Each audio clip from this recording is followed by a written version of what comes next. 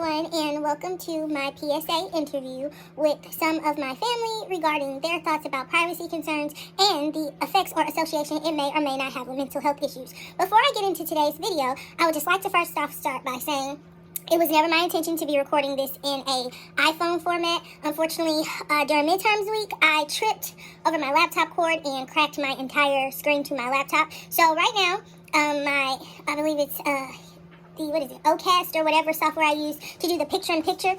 I am not able to really do it. Here on the iPhone, I'm going to try and search some apps. So hopefully I'm able to offer you guys some pop-ins during this interview. But without further ado, let's go ahead and get into it. Also, please note that these will be audio clip recordings, and I'll just utilize, you'll see different pictures associated with my topic throughout the video. But I will pop in probably in the lower right or left hand side of your screen for any input or anything like that. This first interview is going to be with my fiance, Mario, and his thoughts about privacy in social media and the effects it may or may not have on mental health. And again, just to reiterate my project, I wanted to draw out the direct correlation of social media apps and privacy sharing and the effects that it can and does have on individuals' mental health. So, let's get into it. Okay, can you please state your name? Mario Lane. Okay, Mario. So, welcome to TELC podcast. That is Third Eyelash Co.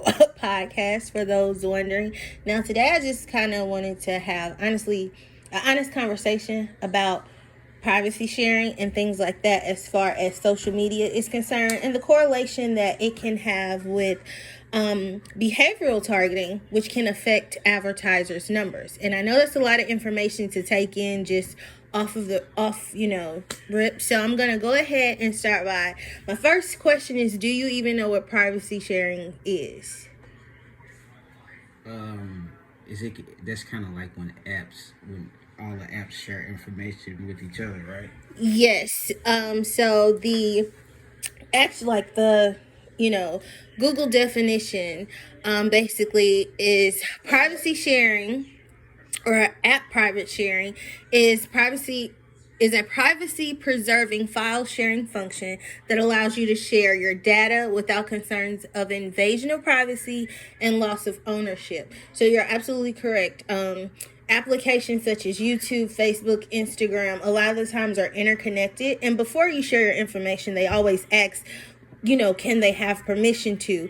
But I wanted to give you some information as well as have a conversation about why this is so important and how the ads and things that you see on your For You pages, the things, your Explore pages, how it's basically using your information that you're sharing to send you information that would make you more prone to buy things, more prone to engagement, and that are catered to your likes and dislikes as far as a consumer, okay? Okay. So now that we have an understanding as to what privacy sharing is, do you find that sharing your information with these apps is beneficial to you as a consumer, or do you just like it? I guess it depends on what I'm buying, how I'm feeling in the moment. So yours is basically, yours is gauged off of like mood. So if you're having like a really great day and just say you see tons of ads for Adidas, are you more likely to purchase something that day from Adidas? I'm a real fan. I'm a big fan of Adidas. So like, I was like, I don't too much. Well, no. Every time I scroll down Instagram, I do see a lot of Adidas ads, which takes me to the app to purchase. Right. Okay. So for you as a consumer, that's a benefit, because when you're in a good mood, you're more prone to spend money, right? Right. So what happens when you see ads and things on your For You page, your Explore page, or even your TikTok, homepage? When you're in a bad mood as a consumer, how does that make you feel? What does that then do for you? Because I'm going to be honest, sometimes when I'm in a bad mood and just I see like Fashion Nova ads consistent on, like, especially when it comes to my blog pages of celebrity gossip, and then I see that Fashion Nova has paid them to promote, it really feels like an oversaturation at that point, because we get it, Fashion Nova, like you're the cheapest jeans. So how does that make you feel? when I'm in a bad mood, I kind of watch a lot of uplifting videos. And it's strange you say that, because like. So, but does your phone's algorithm automatically send you like uplifting videos? Do you believe that like the things that you see on Instagram, just basically your social media and privacy sharing know your moods and your emotions? Would you say?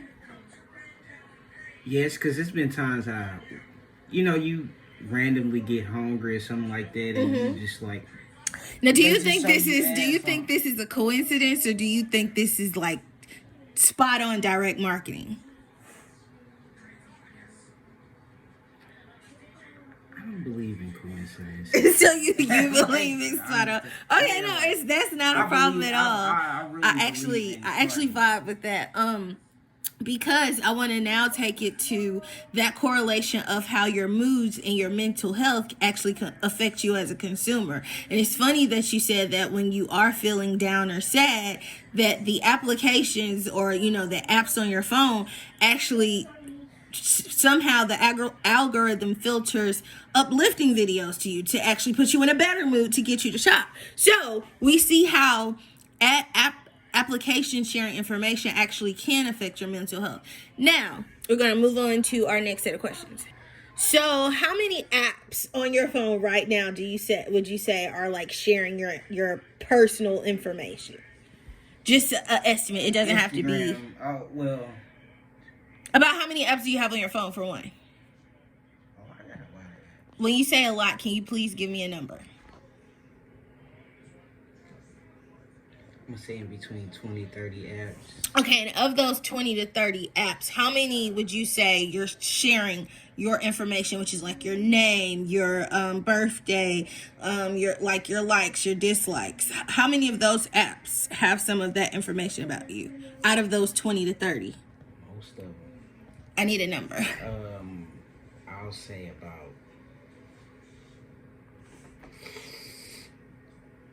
15. About 15. So half of your apps always have access to you as a consumer. Now, with those 15 apps sharing information, do you believe that those apps don't communicate with each other regarding your likes, your dislikes? Even though they're competitors and things like that, do you believe that there's not like almost like a head honcho bank that all of the apps report information to filter to? Okay, so you realize you're always being tracked, right? Yes. You realize you're always being marketed to and targeted, right? Yes. Now, knowing what you know about marketing just off of this little conversation that we're having here, how does that make you feel as a consumer? Like, how does that affect you mentally? Do you feel that that's a good thing that you're always being tracked, or do you now feel like a skeptic about it? Kind of skeptical, honestly.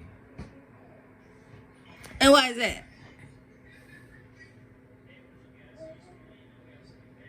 To know it's someone always listening, always keeping tabs, like. And it's not your girlfriend or your wife. Yeah, that's actually hilarious that you said that. So have you, with app sharing, ever experienced a breach with like your email or Apple or Android devices where one of these applications have had a breach and your information was now on the dark web? That I hadn't had. Okay, I'm gonna be honest, and we're gonna talk about my business for a minute. I actually this year got it was like later of last year, earlier this year, I received a note from Experian saying that my email address and my information had been found on the dark web. Now, I'm not afraid to tell my business. So, unfortunately for whoever was trying to scam and, steal my identity, because of Apple's breach, and I believe it was not Apple, I'm sorry, my apologies, I retract that, because of Facebook's breach that they had eternally, and when Facebook and Instagram merged, all of my information got out there, and I lost Instagram pages, I lost my first YouTube page. So I'll say, in the more recent years, especially once I started taking marketing classes and understanding advertisement and things like that, I've been less likely to share my location and to share my information with these application sources. For one, I don't like being targeted to all the time. And I know that sounds like crazy, but being a marketing major, you start to realize when it's deliberate, when it's like it's no longer authentic once you start understanding the machine. And so now that I know I'm able to pretty much manipulate the algorithm based off of what I tell my phone I like or dislike, it's kind of scary because who knows what, can be marketed to you. So let's go on to the next question. Let's see here. How would you state your mental health was prior to the pandemic? Because the 2019 COVID pandemic did affect all of us. We're not going to lie. It affected everyone in some shape, form, or fashion. So before the pandemic, how would you say your spending was as a consumer and your just day-to-day mental was before the pandemic? Before the pandemic, it was I was always a saver, so before the pandemic, I really didn't spend as much. Mm-hmm. And mentally, where were you before the pandemic? It doesn't have to be like a clinical answer. I just want to know, were you happy? I was pretty happy. Okay, so after the pandemic and just because everyone pretty much got 2 and 3 stimulus checks, did you notice anything differently from one, receiving all of that money in a lump sum, and then for 2, from how you spent as a consumer? A lot of stuff, yeah. I mean, a lot of stuff was advertised to me during that time because I was in the house more. Mm-hmm. A lot of us was in the house, so. Mm-hmm. So you did a lot of online shopping? Yeah, a lot of online shopping. So it was more spending during the pandemic, I guess on the strength because I was kind of worried. Worried that the world was actually going to come to. No, it's realistic. Honestly, God, it's realistic. To be honest, yeah. Because I'll be honest with making sure you have everything. Yeah. All that. Yeah, never running out of stock. And exactly. I feel you. Okay, yeah. So, now that the pandemic is over, because Joe Biden President Biden just announced it earlier today that the COVID pandemic is officially being declared over. Essentially, do you think that oversharing information with apps affects your day-to-day? Of course. You said of course? Of course. Of course. And if someone were to take your phone right now, do you think you'd be able to function with a day-to-day? No. And why is that?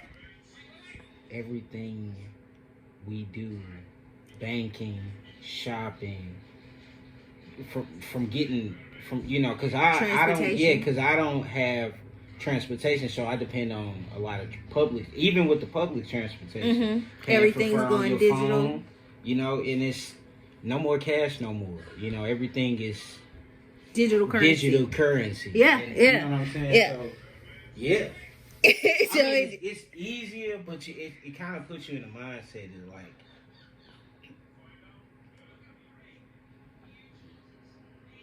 how much is it gonna change? Yeah, yeah. I remember there was a time, I'm not even being funny, because I grew up low income. I remember when there were paper food stamps. And there were stores like National and, Aldi and Safeway and things like that, Food for Less. And I guarantee you if I showed my son a paper food stamp currently, and not that we even received them, but just that one particular piece of, nostalgia, history for me as a child, he believes that everything can be paid with on a card. So sometimes he'll pull out my driver's license and try to pay. Sometimes he'll go in my wallet and because he thinks that money just automatically comes on the form of plastic, which is like a disconnect when you think about it. It's a disconnect because at one point, literally, we relied on everything to be paper, hard copy, nothing was digital because we were all, the mass hysteria about Y2K and the computers exploding and things like that. And now everything that we do revolves app sharing, revolves computers, it involves technology to some extent. And so I don't think anyone could function present day without their phone. I mean, unless you're like a caveman and you're used to it, I don't think anyone can. So do you have any, like, again, any positive things that privacy sharing can help, I guess, the correlation that you have between privacy sharing and your mental health? Because earlier you said when you're in a good mood, you shop. So okay, well, yeah, yeah, because when I'm in a bad mood, like I said, I get on Instagram and a lot of uplifting videos. Mm-hmm. So in a way, I think that's a good thing, because you know what I'm saying. Like even with your day to day, honest to God truth, my life's easier because I can. You can basically travel, and I have, without my wallet. Mm-hmm. As long as you got your phone. Okay. You know, okay, so it's the convenience thing for you. Yeah. Okay. So, if you had a person for every app that's currently tracking you, just say you lost your phone and we replaced our phones with people, about how many people would you have in your entourage? Based off of all of the apps that are sharing your information. Now, you said you have between 20 to 30 apps. Between those 20 and 30, what do we estimate you share? We gave it, 25? So, without your phone, you would have 20 to 25 people with you at all times. And I just really want you to think of that in the literal sense of, just imagine if Facebook was a person, if Google was a person, if TikTok was a person. And I wish you guys could see his face right now. I'm a loner, so the fact that you...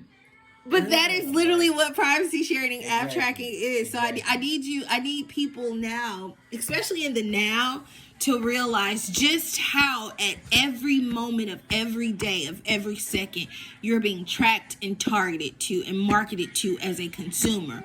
From what you eat, to what you drink, to the clothes you buy, to the shoes you wear, even to the hair products that you use, down to the skincare routine that you have. That is why in today's society, influencers are so impactful in marketing, because everybody wants to be like an influencer. So essentially what they're doing is using someone's likeness to generate revenue. And I just think it's really interesting. This is a really fun interview to have with you, because for one, we never have conversations like this as a couple, honestly. You see me over here doing my own thing as far as school goes. You're usually in your Xbox, and it's a good time. But I do want to thank you for coming to join me at TLEC Radio, where we get into all things marketing, business, and advertisement. But do you have anything else to say to the people before we close out? Shout out to you. Did you enjoy this interview? Was this fun? This is very fun. I like it. It really started a dialogue. So I'm your host, Brittany Marie, and I will catch y'all later. Bye.